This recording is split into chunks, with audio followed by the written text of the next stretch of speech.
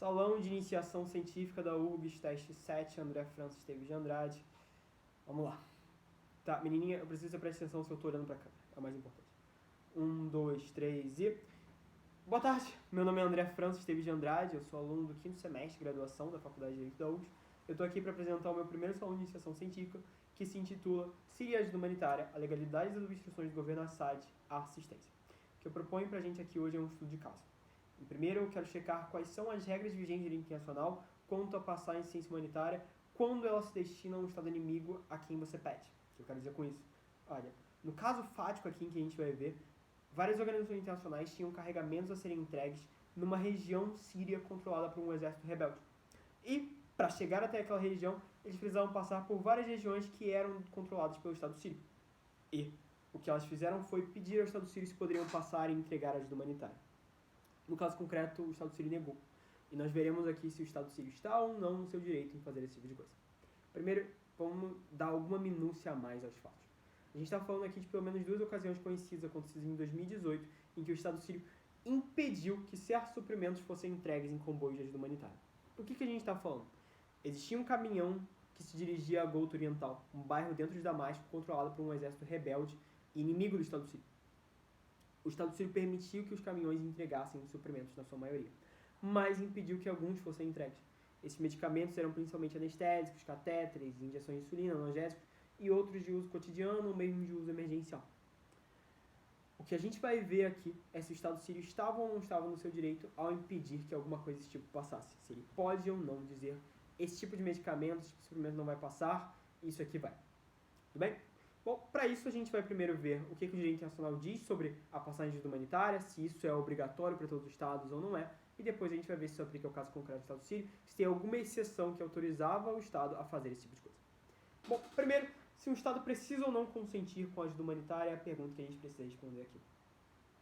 E via de regra, sim, isso decorre de um compromisso que abrange todas as convenções de Genebra e vários documentos legais internacionais. Mas, mais especificamente, a gente precisa apontar um que estabelece a obrigação do Estado de permitir que a ajuda humanitária passe. A gente pode olhar para o artigo 70, parágrafo 2 do primeiro protocolo adicional da Convenção de Genebra. Ele diz o seguinte: as partes no conflito e cada alta parte contratante autorizarão e facilitarão a passagem rápida e sem obstáculos de todas as remessas de equipamentos de pessoal de socorro fornecidos em conformidade com as prescrições da presente seção, mesmo se esta ajuda se destinar à população civil da parte adversa. Então vemos aqui que, mesmo que entregar a ajuda humanitária represente algum tipo de vantagem para o outro lado, no sentido de que a gente vai fazer com que a população civil deles não passe fome ou coisa do tipo, ainda assim, pela Convenção de Genebra, você é obrigado a autorizar. Isso aqui vem de um contexto, basicamente, da teoria liberal das relações internacionais, baseadas principalmente na obra de Immanuel Kant. O que se entende é que a guerra ela não pode vir sem nenhum tipo de regra, porque senão ela torna a paz que vem posterior praticamente impossível. Ou seja, se a gente tiver o uso de starvation como método de guerra, e veja que eu usei uma palavra em inglês, e perdão por isso, mas é porque a gente não tem um equivalente em português, a gente geralmente usa fome em português, né, como sinônimo de starvation, mas não é bem isso, porque eu não estou incluindo somente que a gente tem que entregar e suprir as necessidades de fome das pessoas que precisam ser alimentadas. A gente inclui também os medicamentos, moradia, proteção contra o frio. Qualquer necessidade básica é englobada nesse tipo de proteção da Convenção de Genebra quando a gente fala de starvation. Isso é proibido justamente porque se a guerra for feita a todos os custos, depois não há Estado que sustente algum tipo de paz. Já que forma-se algum tipo de ciclo de ódio, a gente deixa de ver o outro como um ser humano e a gente começa a ver só como um meio que a gente precisa para poder vencer a guerra. E nesse sentido, a teoria das relações internacionais, ou pelo menos a corrente liberal dela, aconselha que a gente não tome qualquer meio para vencer uma guerra. E é daí que surgem as várias convenções, como por exemplo a Convenção de Genebra, ou mesmo a Convenção de Haia, que a gente não vai falar aqui, mas é igualmente importante e similar, vem da mesma ideia de que a guerra não pode ser feita a todos os custos. Perfeito. Então, a gente estabeleceu que sim, um Estado ele precisa consentir que a ajuda humanitária passe para o seu território, mesmo se ela se destinar à população civil adversária. Agora o que a gente vai ver é quais são as exceções. Quais são as situações em que o Estado ele pode sim dizer não vai passar e o direito internacional chancela, autoriza esse Estado a fazer esse tipo de coisa. Elas também se encontram nas convenções de Genebra, passaremos por ela agora de maneira bastante rápida devido à vagueza, à brevidade que esse trabalho tem de ter. A primeira delas diz respeito à necessidade militar imperiosa que pode existir quando alguém precisa entregar algum comboio de ajuda humanitária. No sentido de que, olha, Pode ser que nós estamos em guerra aqui, então naturalmente pode ser que no momento e no local em que vai ocorrer esse tipo de entrega, estará ocorrendo alguma operação de bombardeio, alguma operação de militar que torna completamente insegura a entrega desse tipo de suprimento. De maneira que o Estado pode dizer, não, você não vai entregar um comboio agora, porque eu vou estar bombardeando aquela estrada que você vai usar durante aquele momento. Veja que é bastante razoável dizer isso, mas a convenção pressupõe algum tipo de boa-fé dos Estados ao afirmar esse tipo de coisa. No sentido de que ele não pode alegar que toda a área que está sendo entregue algum suprimento, ela tem que ser restringida por uma necessidade militar imperiosa, afinal estamos em guerra. Estar em guerra significa que estamos em perigo, então não tem como eu deixar você entregar. Porque toda a área é uma necessidade, vai estar abrangida numa necessidade militar imperiosa, porque a gente está em guerra. Não. O Estado é obrigado a ter uma razoabilidade, uma boa-fé, de permitir em algum momento que os suprimentos sejam entregues. Antes da gente partir para a próxima sessão, eu gostaria de já matar essa aqui e demonstrar por que ela não se aplica ao Estado Sírio. Ela não se aplica ao Estado Sírio por um simples motivo que eu já contei para vocês. Os suprimentos foram entregues de algum jeito. Né? Os comboios passaram pela mesma rota, foram entregues nos mesmos locais, só que sem algum em específico. Sem os medicamentos, a insulina, os anestésicos, as bandagens que tinham nos caminhões e foram retirados pelo exército sírio no momento da entrega. Então, é muito difícil você arguir que existe alguma necessidade militar imperiosa em impedir que alguns suprimentos em específico fossem entregues. Na verdade, daria mais uma vantagem militar do que qualquer coisa, porque você torna a população civil do outro lado um pouco mais suscetível a morrer de fome, ou mesmo a morrer por falta de medicamentos, falta de algum tratamento essencial que as pessoas precisam, um tratamento contínuo, como é o caso de diabetes, tinha insulina no carregamento. Então, não existe nenhuma necessidade militar imperiosa que impedia a entrega dos medicamentos. Na verdade, o Estado sírio só teve alguma vantagem disso. A segunda exceção, e a gente vai englobar aqui um conjunto de exceções em uma só, para a gente tornar esse trabalho mais didático e rápido, para que eu possa apresentar ele e tornar ele possível, é quando a ajuda não for provadamente humanitária. Para a ajuda não ser provadamente humanitária, ela precisa não realmente se dirigir a uma população civil em estado de necessidade, como, por exemplo, as exceções previstas no artigo 23 da 4ª Convenção de Genebra, essa em 1949 também.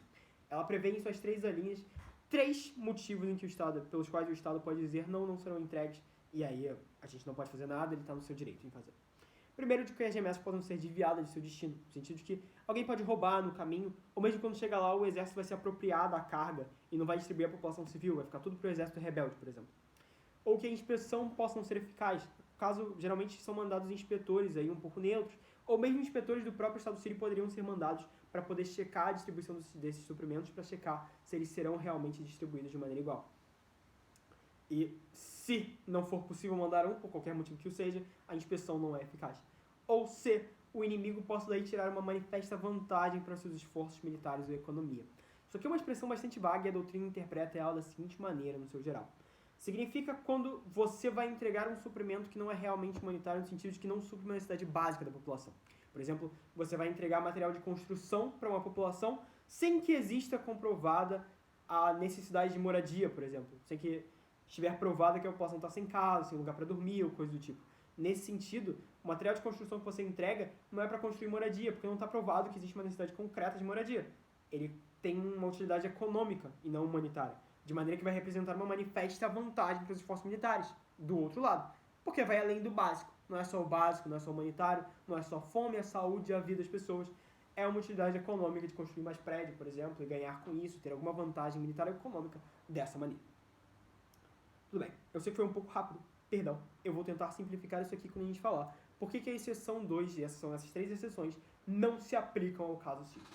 Não se aplicam, primeiro, porque o desvio não pode ser pressuposto na mera natureza dos bens. No sentido de que realmente eram medicamentos. E medicamentos poderiam ser utilizados pelo exército. A gente está no exército, geralmente se machuca e precisa de medicamentos. No entanto, não pode ser pressuposta pela mera natureza dos bens, dos medicamentos, que eles serão desviados para o outro lado. Precisa haver algum tipo de temor, um sério motivo, como diz o artigo que eu acabei de ler para vocês, para pensar que vai ser realmente desviado.